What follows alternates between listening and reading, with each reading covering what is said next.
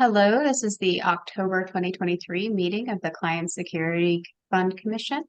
Um, we will open by taking roll of the commission members.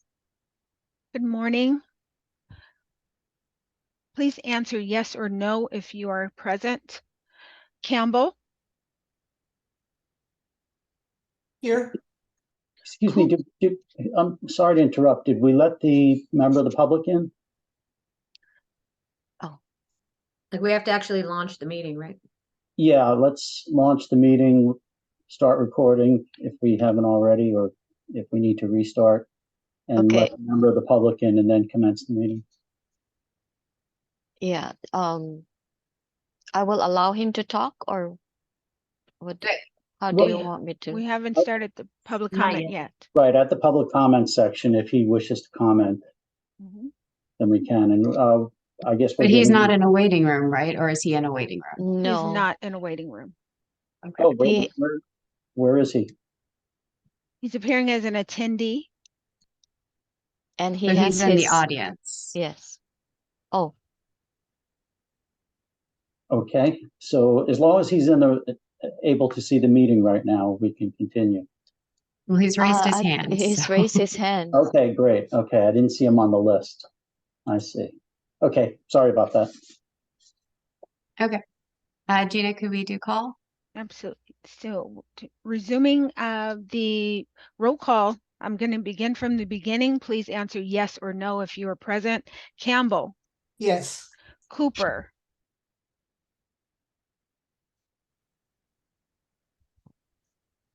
He's mute. Miss Cooper, you're She's- muted. She's muted.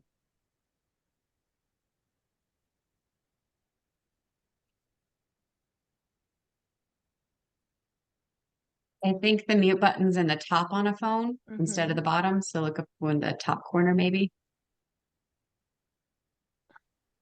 Yes, I'm here. Thank you. Domino? Yes. Lou? O'Day? Yes. It's noted that the Vice Chair Fengling Liu is not present. However, we do have a quorum. Fantastic. And so we will open to public comment. I'll make a note that we received a written comment this morning, but since it was less than 24 hours before the meeting, it will be reviewed by the commission after the meeting. I believe the author is in attendance though, so if he would like to make his oral public comment, he may do that. You will get 2 to 3 minutes for your oral comment and the commission will not respond.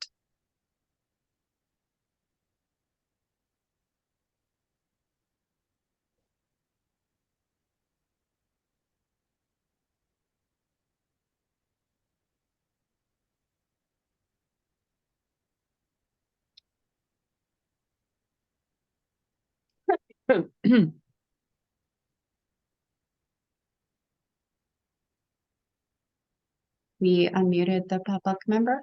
We did. Good morning. Good morning. Thank you for the opportunity to speak. My name is Todd Hill, and I enrolled in law school in the fall of 2019. In the fall of 2020, I received my first transcript, and that transcript had in it 2 units instead of 3 for my quarter classes, which was unusual. The school, People's College of Law, was also unusual in that it actively encouraged student participation in the actual organization, the corporate body. And in 2020, I was also secretary of the corporation. I brought the issue that affected not only myself, but all the other students, my peers, to the attention of the state bar in 2020, though, again, because it receives transcripts to verify and certify that you can take the baby bar, which is necessary in the type of fixed facility institution that I attended, it was constructively and expressly aware of the deviation. Instead of assistance, at first I received a great deal of stalling, initially 115 days of stalling from Natalie Leonard in the Office of Admissions. Ultimately, I escalated my complaint through Audrey Ching and Miss Nunez and Leah Wilson. And at each stage, it seemed that I was going to get assistance. But in reality, as of today, October, I believe it's the 12th, 2023, after having completed all of the courses that the school offered in its 4-year program, I was not offered a 4th year from the school. The school was placed on probation in December of 2022 under the auspices of the State Bar. And it has still remained uncompliant. Again, until today, I still have no degree, no accurate transcript, nor viable way forward in the marketplace that the State Bar ostensibly regulates as the sole monopoly regulator in the sphere. In January of 2023, I, at Rope's End, engaged Enrique Zuniga in the relatively newly formed Public Trust Liaison's office. And I asked for a clarification as to my status related to applying for coverage under the Client Security Fund, since the State Bar had already documented copiously the school's noncompliance, and yet the school really failed to disgorge funds, which again is required under the regulatory set of rules that the State Bar implements. I had made several complaints, and I'd asked for several different antitrust determinations because, again, there was a vertical marketplace relationship between the State Bar and its regulated entities, in this case, the school. And I received several, non-answers. I made a complaint about my school and its administration, specifically Mr. Iris Hill? Spiro and Natalie Leonard. I'm almost done.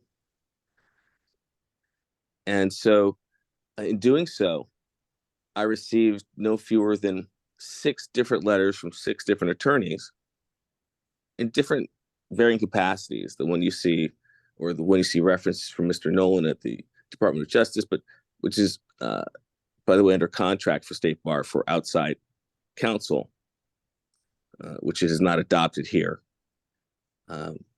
saying that there was no negligence, no actionable or sanctionable issue with me not being able to obtain an accurate transcript in 4 years. When I spoke to Mr. Zuniga, he indicated that because the State Bar had, in its investigation, in this case, Mrs. Sitten had indicated there was no actionable or sanctionable item, I could not appeal to get my funds back from the Client Security Fund. This is why it is pertinent to this body here. The State Bar needs to determine that there has been attorney misconduct for someone to successfully apply to the fund. In this case, of course, I've complained not only about an entity and individuals that the State Bar, in theory, regulate, but I've also made complaints internally related to personnel and specific complaints with specific facts related to personnel. My last Okay, thank you antitrust for your complaint- comment, Mr. Hill. We appreciate your time.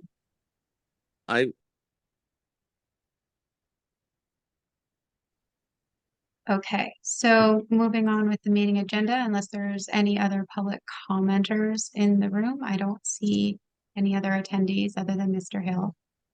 So we would move on to the chair's report. I met with, Fengling and I both met with State Bar staff last month, but I will defer to the staff comment and business update to inform the panel or the commission about that matter. So I have no comments or chair update at this time, and we'll just move on to the staff report.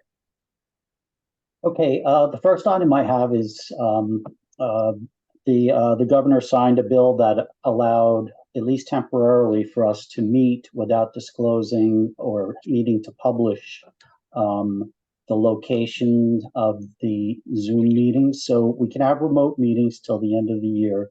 There's another bill in the legislature that is addressing it for the future, but for now, at least this meeting and the December meeting, we can meet remotely. And as you can see, it was not necessary to put the actual office or residence of each commission member on the agenda item. So that's a temporary measure, and it'll only last for one more meeting after this, and we'll report in December what the new requirements will be. The next item I have is the State Bar fee bill was just signed into law by the governor this week. It's a flat fee bill, so the fees will remain the same as last year for attorneys. As a result, there will be a shortfall in the overall State Bar's budget. And one of the mechanisms that may be available to cover that shortfall is the bill allows the State Bar to use excess or reserve funds from the client security fund for the general fund. One of the requirements of the bill, the major requirement, is that any funds taken from the client security fund that are used can only be used for bargaining unit employee salaries and benefits. We don't know if this is going to occur. It may be contingent upon whether the State Bar sells the San Francisco office building. It's up for sale. I understand there are negotiations going on right now for the purchase of that building, but I really don't have any details about that. So hopefully if the building is sold, it will not be necessary to take money from the client security fund, or maybe not take as much. It really depends on the terms of the sale and what the budget shortfall actually is. Currently, we're looking at probably, and I'll discuss the stats in a moment, we'll probably be paying about $6 million in reimbursements this year. So it's estimated that there will be about $8 million in reserve at the end of the year in the client security fund. One of the things that I really should emphasize is that the client security fund is still going to be getting its assessment this year. It will be $40 per active member and $10 per inactive member, just as it has been in previous years. So that generally brings in $8 to $8.5 million. So there's not a danger that we're not going to be able to continue paying. We will continue reimbursing victims, not only to the end of the year, but also next year. Okay. Let's see the stats. Okay, so right now, year to date, we've paid out $3.2 million on 253 paid cases. Excuse me? Did someone say something? I'm sorry. The Client Security Fund has paid out $3.2 million on 253 cases. Those are the paid cases. We also have cases that were denied. Right now, we have about another 2.6 in process. So there's a good chance many of those will be paid. Some of those are objection cases, so we don't know until the commission decides those cases. But that brings us to a total to date of $5.8 million paid and in process. And right now we have about 1,200 pending applications. Many or most of those are, we're awaiting discipline. And my final item is, as you can see, Lori is back. She's with us until, and last but not least, I should say, she's with us until, is it November 4th, Lori? Somewhere around there. Just another couple of weeks. So she's been helping us out. And we're always happy to have her. And that's my report. Okay, thank you. Moving on to the next agenda item, we will call, or we'll discuss the minutes from the last session. Do I have any motions to approve the minutes from the last session? Motion to approve. Thank you, Monica. Do I have a second? I'll second. Thank you, Minetta. And could we have a vote? Yes, if each member would respond yes or no to the approval of the open minutes. Campbell, Yes. Cooper, Yes. Domino, Yes. Lou, O'Day. Yes. We'll note that the motion has carried. Thank you. Okay, so we will be moving into our closed session. Members of the public will not have access to the meeting that we're in. We are moving into the closed portion of our agenda pursuant to Government Code Section 11126C3 and the Client Security Fund Rules, Rule 3.461A. And we are going to be in closed session to review the legal calendar. Okay, thank you. Recording. Yes. We are returning from the closed session where we discussed our cases. We have nothing further to report in the open session after our closed session, and so we will adjourn this meeting. I do not see any members of the public. Right. Thank you, everybody. Have a great Halloween. Have a great Thanksgiving. Lori, if we don't see you this rest of this year, I really recommend, maybe a European Christmas. The sun's already there. Seems like a good excuse to me. I think so. I think that's a great idea. Fantastic. All right, everybody, enjoy your holidays between now and our next meeting. Thank you. Thank you, Thank you, everyone. Bye, thank you. Bye.